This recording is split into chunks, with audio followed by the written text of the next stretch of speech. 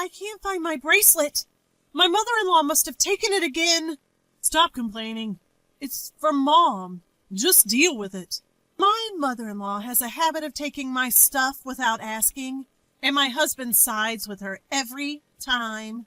Why won't he stand up for me? I'm seriously struggling here. Then the unthinkable happened. My husband's prized luxury car got stolen. I know who did it. My name is Emma. I'm 28 years old. My happy life with my husband Ethan started to crumble about a year into our marriage. We both work, but I get off earlier, so I head home and prepare dinner. That day, waiting for my husband to come home, he dropped a bomb. Mom's coming to stay with us starting next week. Wait, what? You mean she's staying overnight? My husband sighed heavily at my question. She's not just staying. She's moving in.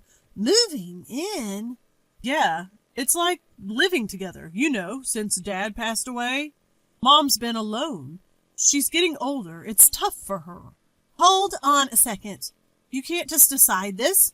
We have our own lives, too. At least give me some time to think. Despite my plea, my husband just grinned and brushed it off. It's fine. It's fine. Mom wants to feel secure, so she just wants to live with us. I get that she might feel lonely and insecure, but you made this huge decision without consulting me. Couldn't you at least have told me?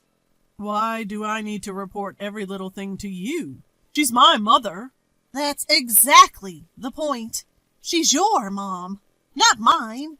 I have to make all sorts of adjustments, What are you so mad about? Anyway, it's settled. Deal with it. Wait, hold on. Ignoring me, my husband walked out of the room. Left behind, I felt my frustration growing. How could he make such a big decision about us living together without even consulting me? I still have to make adjustments no matter what. Ethan doesn't lift a finger around the house and acts like it's no big deal because she's his mom. We've tried talking it through several times, but all he says is, "It's already been decided," shutting down any conversation. Sure enough, next week, his mom, mother-in-law, shows up at our house just like it was planned. If mother-in-law was a normal person, I wouldn't be so against living together. But every time I see her, she makes snide remarks and bullies me. That's exactly why I can't fathom living with her and only go to her house when absolutely necessary. But now, out of the blue, it's been decided we'll be living together. As I expected, mother-in-law started making snide comments to me the very first day. "Emma, don't you know I was coming today? There's trash in the corner of the room." "I'm sorry, I was working today, so I didn't have time to clean." Excuses. Couldn't you have cleaned up after work? But then I wouldn't have time to prepare dinner. Oh, for heaven's sake, stop talking back. How do you even manage being Ethan's wife? Be more efficient. I'm sorry. 10 minutes in our home, and it's already like this. I'm really worried about what's to come. From that day on, mother-in-law's oppressive behavior escalated and constantly stressed me out. One day I came home from work, and mother-in-law greeted me with a huge smile, saying, "Welcome home." I usually don't get this kind of greeting, so it was eerie. Then I noticed something shiny around mother-in-law's neck. Wait, is that necklace? It looked similar to what I owned. Having a bad feeling, I rushed to my room and checked my jewelry box. My suspicion was correct. I immediately headed to the living room and confronted mother-in-law, who was sitting there leisurely. "Mother-in-law, that necklace. It's mine, isn't it?" "Oh, you finally noticed. It suits me, don't you think?" I lost my cool with her shameless reply. "What are you talking about? Stop using my stuff without permission." "What's the big deal? It's not like it's going to be used up or anything." "That's not the point." "Stop complaining and get dinner ready. Ethan will be home soon." Even as I prepared dinner, my mother-in-law continued to interfere, ratcheting up my stress levels. That night, I couldn't take it anymore and decided to talk to my husband. Hey, Ethan, can we talk? What's up? Today I caught mother-in-law wearing my necklace without asking. Oh? So? So, do you get it? She went into my room, opened my jewelry box, and basically stole it. Stole? Aren't you exaggerating? Exaggerating? How am I exaggerating? Calm down. I'm sure Mom didn't mean any harm. Anger welled up in me at my husband siding with mother-in-law. Holding back from raising my voice, I kept making my point. You're saying it's okay to go into someone's room without permission and take their stuff? A normal person would at least say sorry. Well, Mom just saw something nice and took it. That's not the point, Ethan. You need to talk to her. What? Me? Of course you. Mother-in-law disrespects me. Telling her off won't do anything. So you, her son, need to do it. Fine. I'm counting on you, okay? Despite my emphasis, it seemed my husband forgot by the next day. I shot him a few dirty looks, but he never confronted mother-in-law. Since then, mother-in-law started using my stuff without asking. In other words, she borrowed without permission. No matter how much I complained, she didn't listen. Plus, there are no locks on the doors in this house, so telling her off will be pointless unless she changes her ways. If this continues, I'll end up losing my belongings. I have to put a stop to mother-in-law's behavior. I need to come up with some sort of plan. Then, one day, an incident occurred that I absolutely couldn't forgive. What? It's gone. How could this happen? Today I had plans to meet up with a friend and wanted to wear my late mother's bracelet for the occasion. It's a precious item, so I never keep it in the jewelry box. Instead, it's stashed deep in my desk drawer. And yet, it's missing. The only person who could have taken it is my mother-in-law. When I confront her sternly, she casually admits to the theft. Oh, that bracelet? I just borrowed it. Borrowed it? Then give it back right now. I need it. I can't do that. Why not? Because I sold it. What? You sold it? Is this some kind of joke? Who sells someone else's belongings? Though rattled, I fought back. Enough with the jokes. Give it back now. It's no lie. By the way, most of the things I've borrowed from you, sold those too. What on earth are you thinking? As I argue with my mother-in-law, my husband Ethan, who just woke up, joins us. Ethan, listen to this! In a rush, I explain the situation. Your mom sold my bracelet. Bracelet? The one that belonged to my late mom. Plus, she's been selling off most of the stuff she's borrowed from me without my permission. Mom, is this true? Faced with the question, my mother-in-law sticks out her tongue in a mock gesture. I'm on a fixed income, you know. I don't want to be a burden, but I can't make ends meet without a little extra cash.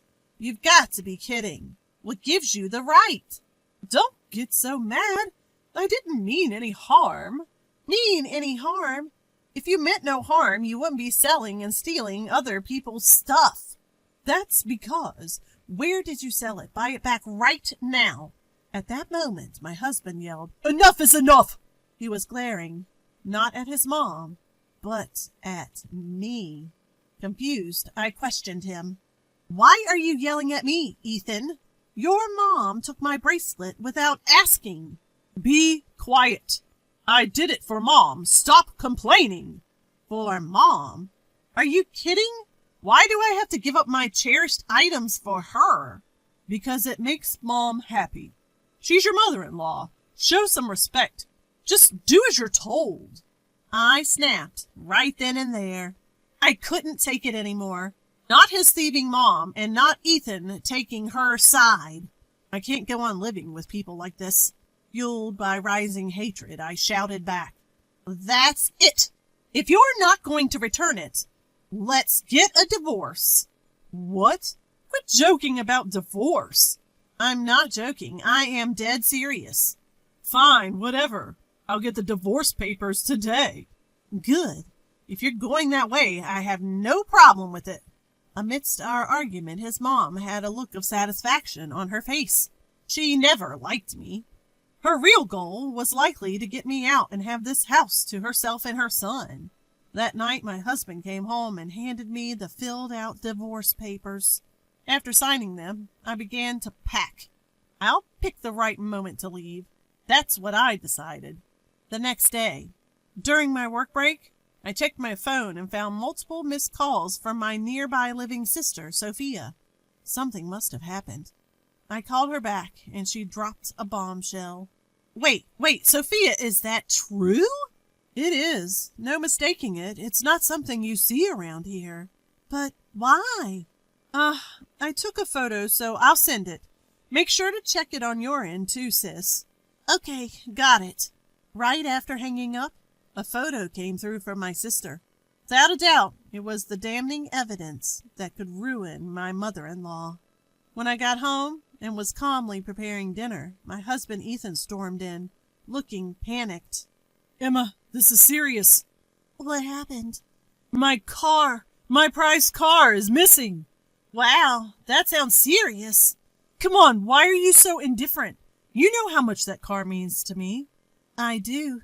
It's the car you've been dreaming of since you were single. You finally managed to buy it last year, right? Exactly.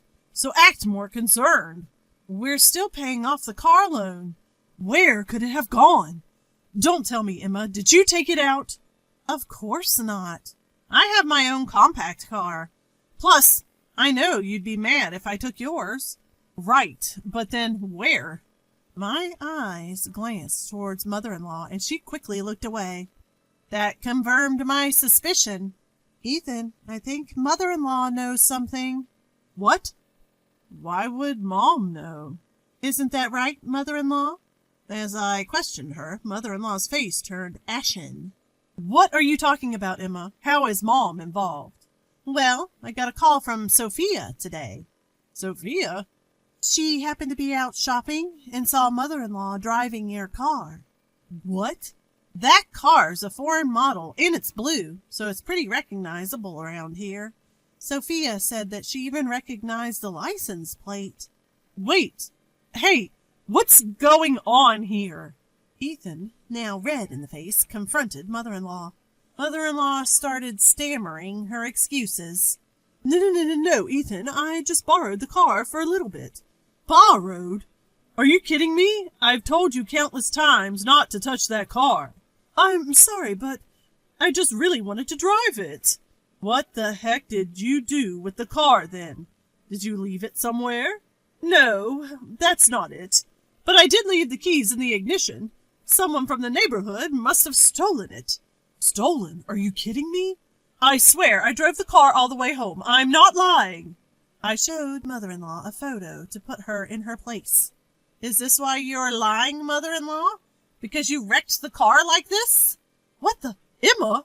How did you get that picture? The photo I showed her was sent to me by my sister, Sophia. It clearly showed mother-in-law driving a badly damaged luxury car. My sister took this just in case and sent it to me. You took Ethan's car and ended up damaging it so much that you couldn't drive it back, could you? No, that's not... So where's the car? Besides, if someone from the neighborhood had stolen it, someone would have noticed, right? Well, you see... My husband started shaking next to me and yelled at mother-in-law with a fierce look on his face. Are you kidding me? You damaged my car and then what? Give it back now! Calm down, Ethan. How can I be calm? You're paying for the repairs, got it?